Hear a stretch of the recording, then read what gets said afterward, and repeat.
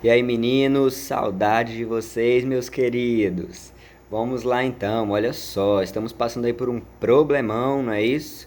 Aquele problema e a gente tem que tentar agora fazer uma aprendizagem aí de uma forma virtual, não é o que nós estamos habituados, não é isso? Vamos passando aí por um problema difícil para enfrentar, mas a gente vai de pouco a pouco tentando aí interagir nessas redes sociais, nessas mídias aí que nós temos, através de e-mail e tudo mais. E depois, quando a gente retornar, voltar tudo ao normal, a gente retoma esses conteúdos, explica de novo, tira as dúvidas e a gente tenta então aí, né?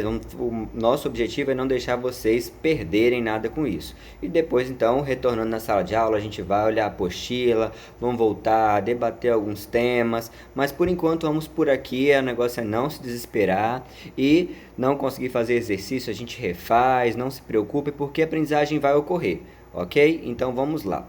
Hoje eu vou fazer o seguinte: nós vamos corrigir aqui o exercício que eu passei para vocês na semana passada.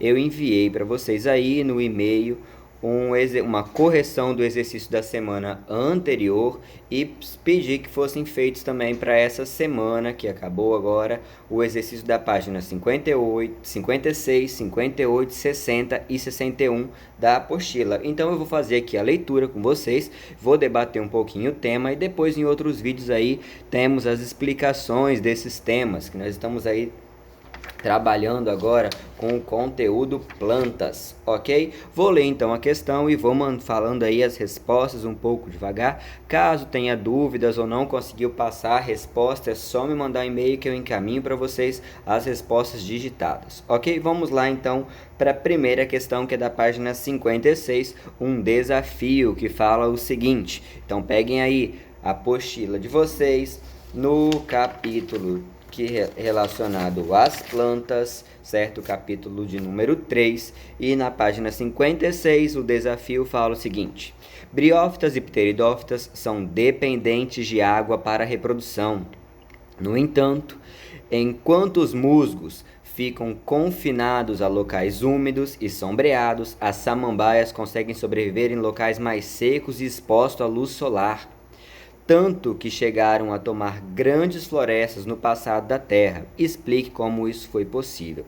Então, olha só, a gente tem que lembrar o seguinte: nós estamos trabalhando aqui com dois grupos. As briófitas, que são aquelas plantas pequenas que atingem aí 2, 3 centímetros. E eu tenho que lembrar o seguinte: as briófitas são plantas avasculares, ou seja, elas não possuem aqueles vasos condutores, o tal do xilema e o floema. O xilema, aquele que sobe, lembra? Chinelo, vem lá de baixo, trazendo a seiva bruta, e o floema é o que vai descer então das folhas das plantas, distribuindo a chamada seiva elaborada, que é aquela seiva bruta que passou por todo o processo de fotossíntese e a partir daí então ele gerou os nutrientes que as células vão necessitar agora para fazer suas atividades vitais.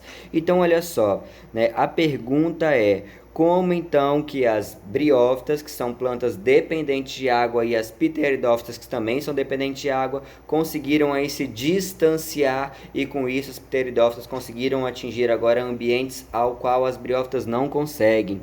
Então eu tenho que levar em consideração que as briófitas têm tamanho muito pequeno e são plantas avasculares. Com isso, elas então precisam que a água passe de célula por célula, porque elas não possuem os vasos condutores. Eu também tenho que lembrar que as pteridófitas são plantas que não possuem raízes, caules, folhas. Já as pteridófitas possuem. Então, as pteridófitas, na minha resposta vai ser o seguinte aí que vocês vão colocar: que as pteridófitas são plantas vasculares, plantas superiores, plantas que conseguem agora ter raízes ao qual vão penetrar no solo e absorver água e nutrientes. Eu tenho que lembrar também que as briófitas possuem um caule, certo? Dando a elas uma maior altitude, isso podendo então passar acima de outras plantas e consequentemente absorver maior luz solar, porque elas agora possuem folhas verdadeiras, o que as briófitas não possuem. Então a minha resposta é que essas plantas pteridófitas conseguem atingir esses ambientes por possuírem raízes profundas que conseguem absorver água e nutrientes do solo. Elas possuem caule, ao qual elas conseguem então a passar acima das outras plantas e com isso ganhar na disputa de luminosidade. E eu também vou possuir nessas plantas aí, vou perceber, a presença de folhas verdadeiras, essas folhas grandes, largas, que conseguem captar grande concentração, grande quantidade de luz, que vai possibilitar então a realização da fotossíntese, ok? Vamos lá, dar sequência. Agora vamos para a página 58. Na página 58, outro desafio que fala: traduzida literalmente, a palavra gimnospermas significa semente nua. O que significa dizer que uma planta apresenta sementes nuas? Pode existir nessa condição alguma desvantagem para a planta ou alguma outra referência que possa ser citada? Qual?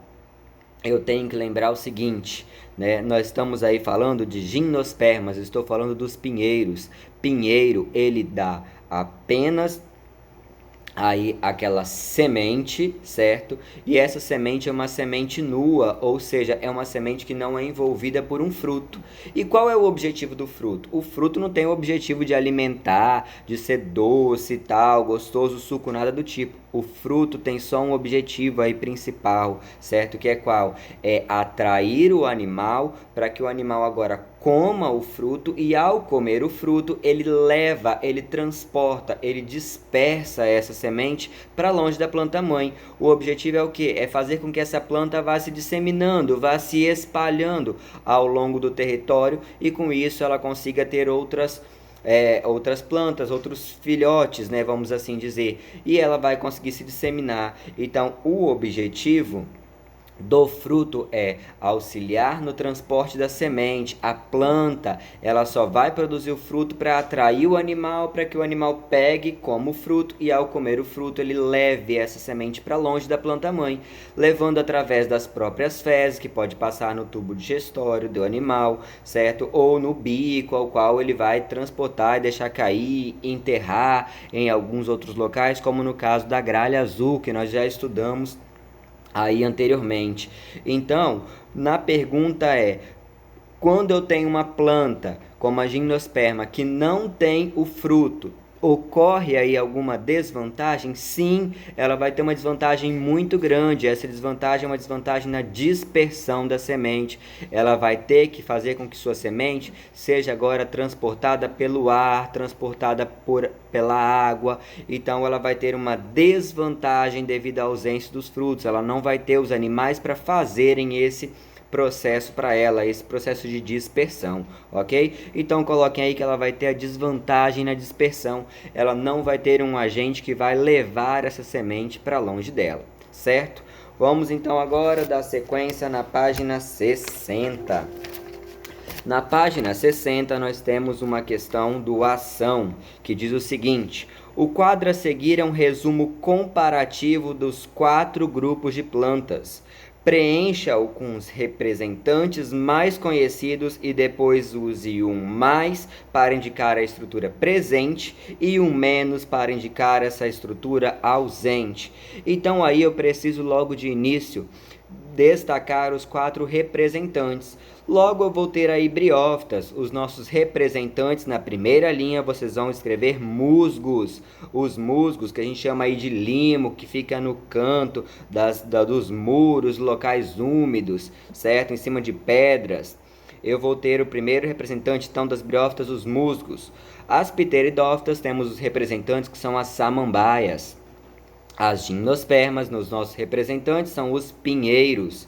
E as angiospermas, um representante aí, a gente pode colocar uma laranjeira, por exemplo, alguma planta que tenha flor, que tenha fruto. É só você escolher uma dessas plantas aí e colocar. Vou colocar aqui a laranjeira por ela ser bem comum, todo mundo tem o conhecimento. Depois então nós vamos colocar agora o mais e o menos para raiz, caule, folhas e assim sucessivamente. Então vamos pegar as briófitas. Briófita é uma planta muito pequena, avascular, e ela não tem simplesmente nenhuma dessas estruturas. Eu vou colocar o menos de cima embaixo. Ela não tem raiz, não tem caule, não tem folha, não tem vaso condutor, não tem semente, não tem flor e não tem fruto. Então nas briófitas eu vou colocar todos menos, certo? Nas pteridófitas, eu vou lá. As pteridófitas são as samambaias. Samambaias possuem raiz, possuem caule, possuem folha e possuem vaso condutor. Então, de raiz, caule, folha e vaso condutor, eu vou colocar o mais. E em sequência eu vou colocar tudo menos, porque as samambaias, elas não têm sementes, elas não têm flores e elas não possuem frutos, certo?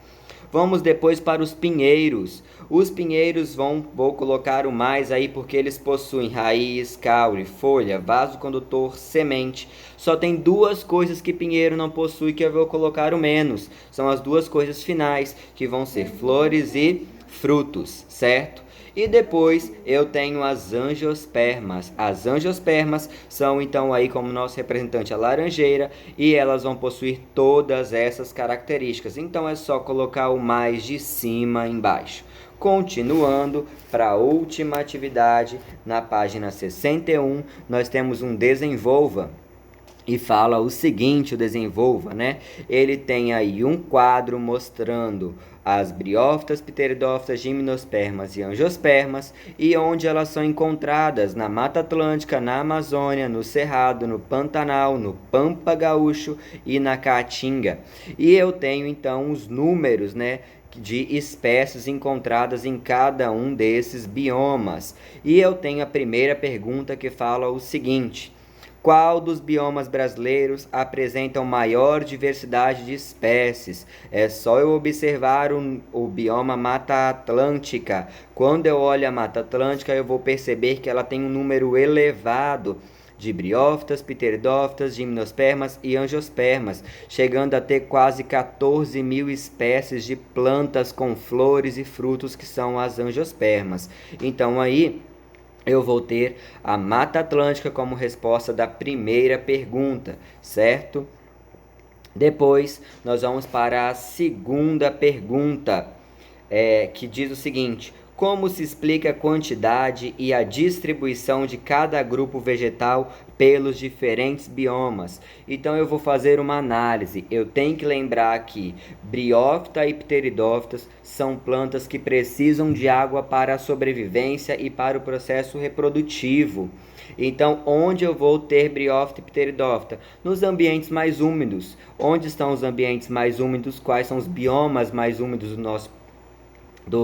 nosso país? Vão ser então a Mata Atlântica, que recebe uma grande incidência de chuvas aí do oceano, certo? E eu também tenho a Amazônia, que nós já estudamos esse bioma. Então, os dois, as briófitas e pteridófitas, elas têm uma grande dependência de água e os dois locais mais úmidos vão ser então aí a Mata Atlântica e a Amazônia, certo? Também posso observar que outros biomas possuem um pouco de água, mas não tem tantos representantes dessa espécie.